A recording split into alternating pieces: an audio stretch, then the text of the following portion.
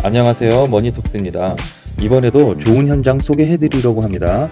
바로 시흥 시청역에 있는 트리플 메트로 루미니인데요. 루미니는 롯데건설의 새로운 주거형 브랜드죠. 앞으로는 롯데건설에서 시공하는 오피스텔은 루미니 브랜드를 사용할 거예요.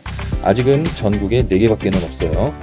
용산, 원효, 고양, 화정, 반달섬, 그리고 오늘의 주인공인 트리플 메트로 루미니는 시흥 시청역에 있습니다. 자, 현장 요약입니다. 첫째, 트리플 역세권 현장이에요.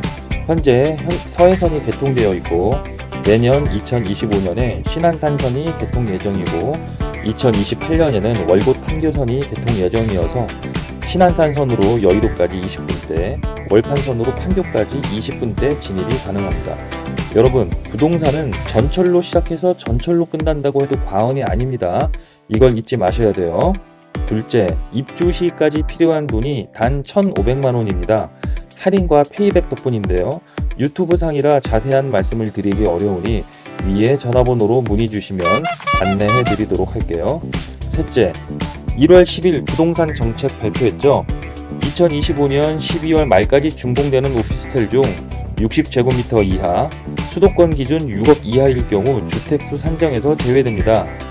시흥 시청역 트리플 메트로 루미니는 2025년 8월 준공 예정입니다. 그리고 주력 호실이 60제곱미터 이하예요. 넷째, 브랜드 당연히 무시 못하죠. 시흥 시청역 주변에는 오피스텔이 딱 3개밖에 없고 그중 루미니만 일군 브랜드예요. 뒤에서 자세히 말씀드리겠지만 앞으로도 이 3개 오피스텔 말고는 없을 것 같아요. 다섯째, 풍부한 임대 수요가 예상이 됩니다.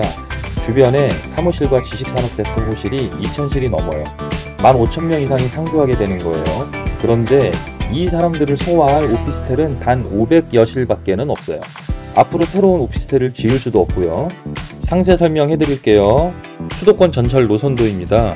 제 이전 영상을 보신 분들은 아실 거예요. 수도권 전철역은 총 646개입니다. 이 중에서 더블 역세권은 약 100개나 있습니다. 그런데 트리플 역세권부터는 완전히 달라져요. 트리플 역세권은 현재 11개밖에 없어요. 여기에 시흥 시청역이 추가돼서 12개고요. 쿼드러플은 단 4개, 펜타는 딱 1개, 김포공항역이에요. 트리플 이상의 역세권도 희귀하긴 하지만 또 한 가지 주목하셔야 할 점은 시흥 시청역, 대곡역, 초지역 이렇게 딱 3개역만 비서울 지역이고 나머지는 모두 서울에 있어요. 이것도 중요한 점이에요. 서울권의 트리플 이상의 역세권을 보시면 모두 현재 시세가 아파트, 오피스텔, 상가, 사무실 할 거 없이 모두 비싼 동네죠. 비서울권은 대곡역의 경우 역 주변 개발이 계속 늦어져서 환승 허브로의 역할밖에 못하고 있고 초지역의 경우에도 현재 개발이 멈춰있는 상황이에요. 하지만 시흥시청역은 달라요. 하루하루가 다르게 건물들이 올라가고 있어요. 올해와 내년에 준공인 현장만 표시했고요. 붉은색으로 표시된 부분은 26년 이후 준공이거나 아직 착공을 하지 않은 사업지입니다. 비서울권 트리플 역세권 중 시흥시청역이 유일하게 활발한 개발이 이루어지고 있는 지역이에요. 그럼 트리플 이상 역세권의 장점은 무엇이 있을까요? 일단 여러 노선으로 환승이 가능하니까 역사 이용 인구가 많을 것이고 주변 거주 인구도 많아지겠죠. 이 말은 곧 임대 수요가 안정적으로 확보가 가능하다는 뜻도 될 겁니다. 시흥시청역은 현재 서해선이 개통되어 있죠. 시흥시청역으로 개통 예정인 노선은 신안산선이 2025년 내년이고 월곶 판교선이 2028년이에요. 신안산선을 이용해서 여의도까지 20분대, 월판선으로 판교까지도 20분대까지 이용이 가능합니다. 펜타 역세권인 김포공항역도 20분 내로 도착하죠. 교통이 엄청 편리해지겠죠? 시흥시청역 주변으로 많은 사무실과 지식산업센터가 이런 이유로 들어오는 겁니다. 지하철역이 개통하면 부동산이 오른다고 많이 알고들 계실 거예요. 잠깐 기사 한번 보실게요. 앞에서 말씀드렸듯이 부동산과 전철은 뗄래야 뗄 수가 없는 관계예요. 지하철역이 개통하면 주변 부동산은 오릅니다. 그런데 시흥시청역은 앞으로 개통이 확정된 노선이 2개가 남아있어요. 사람으로 치면 성장기가 2번 있는 거예요. 누구든 서장훈만큼 커질 수가 있는 거죠. 그럼 시흥시청역과 트리플 메트로 루미니는 얼마나 가까이 있을까요? 현재 개통 운행 중인 서해선의 경우 트리플 메트로 루미니에서 약 500m 떨어져 있습니다. 앞으로 개통될 월판선의 경우 출입구 위치가 좀 달라요. 여기가 새로 생기는 출구입니다. 새로 생기는 출구까지의 거리는 200m로 훨씬 가까워지죠.